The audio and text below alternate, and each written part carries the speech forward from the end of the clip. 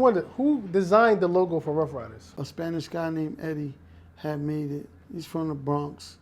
He's an artist. He had a couple of logos, but I was like, that's it right there. And I took that one and then I made it work.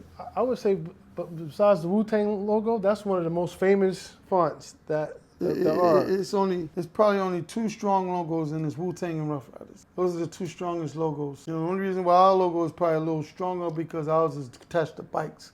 So it's still relevant. They ride that without no music. Right. We ain't got to do no music, and they still going to ride around. You're still going to see our logo. Yeah, this is DC or Ruff Ryders. You hear it now at Thisis50.com. Yo, what's good? It's DJ Thoro, a.k.a. Thorozano, the bridge to the streets. Right now you're watching the hottest in the streets right here on Thisis50.com. And speaking of the streets, I got the streets in the building. CEO, Ruff Ryders, my man D. What's good? You already know. Everything good, baby. We here. Do whatever you want us to do. We here with you. Hey. It's your show. We doing our thing with you. Hey, keep talking. I like that. That's it. Yo, first of all, I want to tell you it's an honor to have you on our show. You know, definitely. Thank you. We got a lot of young audience members out there. So for anybody that don't know, this is a man responsible for DMX, Eve, Dragon, helping the Locks, Swizz Beatz. Him and his brother Wadi single-handedly. And if I'm not mistaken, you started in 1998? Yeah. X was the first album we left. I think it was in 98 we dropped X. He was in 98, but we was doing music since 88. Okay. That was like 98, I think we dropped his first album, if I'm not mistaken. The term Ruff Ryders, who came up with that? My brother probably came up with it because he was looking at a old Western movie. If you know, back in the day, the old Western movie, there was the black cowboys and they was called the Ruff Ryders. Okay. So he wound up picking that name up and then we took it and ran with it. Okay, so it had nothing to do with the condoms, the Ruff Ryders. No.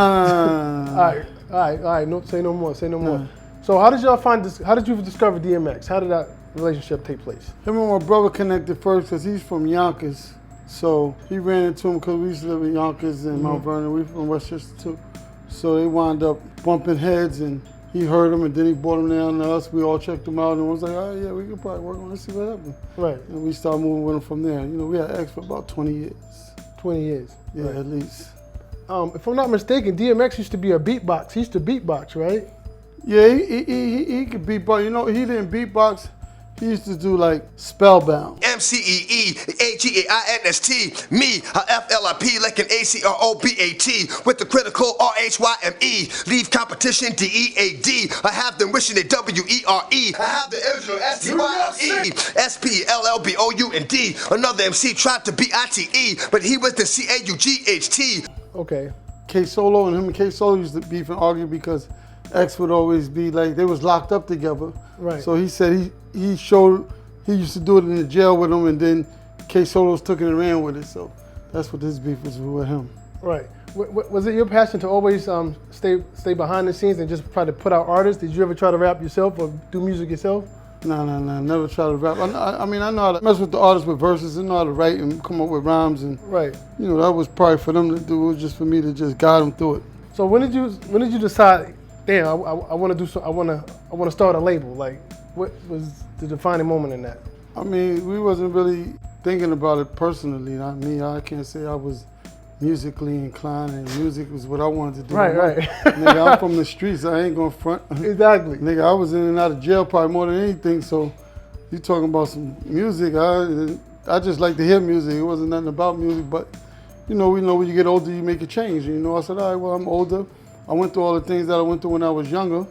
So I knew that, you know, it got to be something you got to do in your life to change. So I had to make a change.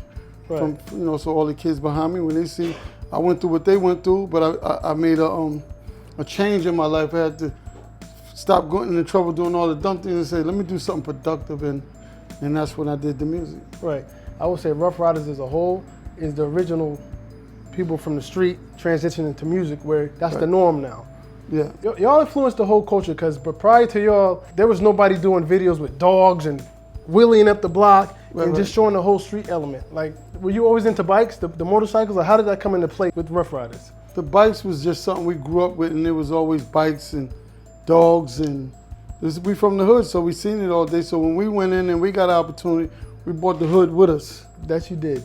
That's what we did. So, you know, we wasn't specialists in bikes or dogs and none of that, but when we came in, we brought the hood with us. Right. We gave them that hood environment. You know, that's where we came from. So we gave them the dogs, the bikes, and everything else that came. And, you know, we came with, you know, we always had a movement because we had a lot of support from the hood. Who's the artist, or what was the situation that helped Ruff Ryders get the deal when that bag started coming? We had the Locks. Mm-hmm. We had Mace. Mm-hmm. We had a lot of artists from the hood because we was from the hood. So we had all the hot artists. So what happened was me and Puff was pretty good. So what we did was I took the Locks and Mace and signed them to Bad Boy because I wasn't really knowing about the music more. So I said, why don't I just sign them to Bad Boys and learn? Mm-hmm. And once I learned, then I can take X and sign them because I knew X was the pick of the litter. Right. So he couldn't work with X anyway. Puff didn't want to do him, so I just took the Locks and Mace and gave him them. You brought DMX to Puff, and Puff was like, nah. Yeah, he said just his voice is too hard. He didn't want to do it because, you know, Puff and him was into more flashy and stuff, and he was street. You know, it wasn't nothing flashy about him. Right. So he didn't. You know, it wasn't for what he was doing. It wasn't good for him. Right. Did you try to convince Puff at that point? Like, yo, you're bugging? Like, no. He's fam. I said, all right, don't worry about it. It's good. I know who he was, so, you know, I already know. I work with him. You can't tell me. I know what y'all just knew something he didn't know. Right, because he blew up, and then I think Puff tried to come back and offer him triple, double, and whatever. He wanted to do certain things, but, you know, he's fanboy. He was like, we good, you know. we going to keep it moving. We all right, we good. So we just kept on moving. We still got a rapport with Puff, but we didn't go over there. We just kept doing what we do. We had to build our brand. Right. We can't, you know, what happens is we can't go up under his brand because that would drown out our brand, so we had to do our stuff on our own and build our brand. Right. We wouldn't have built our brand if we went up under Bad Boy because they was big at that time. Right. It wouldn't have existed. It would have been Bad Boy. I think Ruff Ryders is one of the few crews, I would say, besides Wu-Tang Clan, where pretty much everybody in their own right was a star and successful. Like, how were you able to recruit those artists? Did you know they was going to be stars? Did you know it was going to happen like that, or just it is what it is? It just happened? No, you just got to have an eye for talent and know what you could break. Like, I picked artists that I know I can probably help them develop and become a better artist. Right. You know, break them. So you got to pick them. You got to be, I could work with him. I could work with her. And that's just a combination of all of us working together.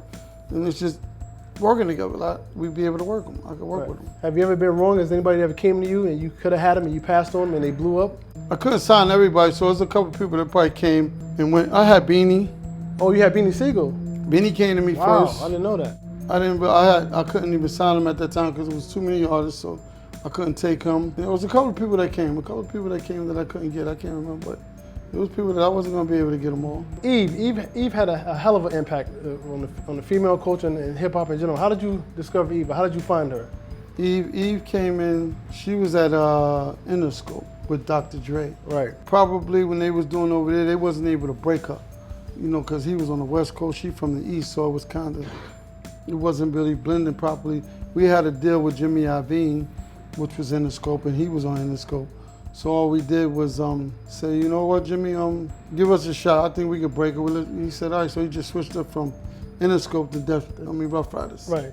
And then we just took it from there. I tell people this all the time, like, Ruff Ryders was one of the first New York artists, beat-based companies, to start doing like maybe collaborating the style of rapping. Like, for instance, the Down South song that was on the Ruff Ryders compilation. Yeah. Prior to that, right, with Juvenile, y'all was one of the first to embrace outside, you know, down south artists and even do that triplet style of rap. Whose idea was that to merge and not stay in New York?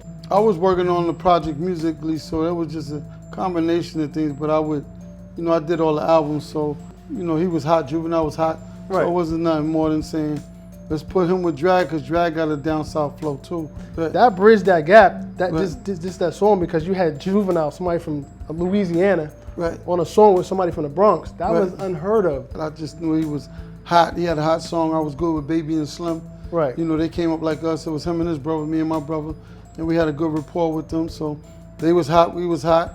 So they wanted something from us, we give it to them. We needed something from them, they give it to us. He just happened to have a hot song. We had a compilation. We was like, yo, this song sound good with Juvenile and Drag, and then we just did it. In your opinion, what's the biggest song coming out of Ruff Ryders camp? I don't even say artist. What song catapulted you to another stratosphere? It's probably going to be X's song, the anthem. Stop, drop. Yeah, Right. All right. They still play that now. Right. It's Is it true that DMX didn't like that song when he first heard it? He didn't want to do it? Yeah, he knows. He knows. He don't like none of the songs. Right. But what happened was, we was in Maryland doing the album.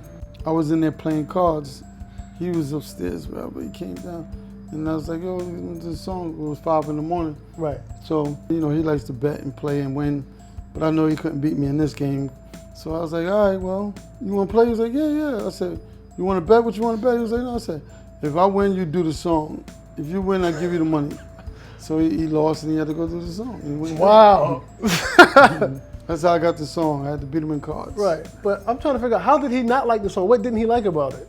His vision, he wasn't really too worried about the bigger song. He just worried about the songs he liked. That's just one of the strongest songs. I would say that's his biggest record ever he ever did. I don't think he could top that. One of his biggest songs. Swizz Beatz. What can you say about Swizz? Swizz produced for everybody in the industry. I think over 3 million records sold. Yeah, I mean, you're responsible for helping him stepping on his career. Yeah. For those who don't know, you're related. Yeah. When did you realize Swizz had it? I knew he had the drive before I knew he had it. Right. When he came, he was in Atlanta. When he came back to New York, he stayed with me, which is not too far from the studio in Yonkers, because I used to live in Yonkers. We go to the studio, we bang out, and every night I'd be like, all right, come on, I'm going home. He'd be like, nah, I'm gonna stay. And he would never go home. He would stay home, stay in the studio till the next day, sleep, whatever. I come back, he'd be like, I got some new beats I made last night. And he'd make like 15 beats. Right. And I'd be like, oh, all right, let me hear them. Let's do them, boom, boom. And I'd be like, oh, that's not it. That's not it. So it took him about, I don't even know, a year or two maybe. He put in a lot of work to get it, so he still work that way to this day right now. Right. So his work ethic is the same. Like, he can work from now until 7 in the morning. Right. That's just how he worked. So it's his hunger that got him where he is. Let's talk about the Lox real quick. Puff and the Lox, they had issues. Right. To the point where they was like, they had a song called Fuck You, and it was basically going at Puff, and they was able to get out of the deal. What role in that did you play? I mean, it was a business position. It wasn't no position. It's all business. Right. Okay. At the end of the day, all I did was bought him out their deal. He wouldn't have probably did it for nobody else, but he did it for me. Me and him got a different rapport, so he Puff wouldn't let you buy nothing better. Sweet. But we sat outside. I talked to him. We chopped it up, and I was like, they like little brothers to me. So it was bigger than the artists because I raised them. I took them to school and did all that, so it was a little bit more deeper for me with the Lox and X. I had them for years before they got on. I worked out a situation with them. They didn't get along. He was like, all right, whatever.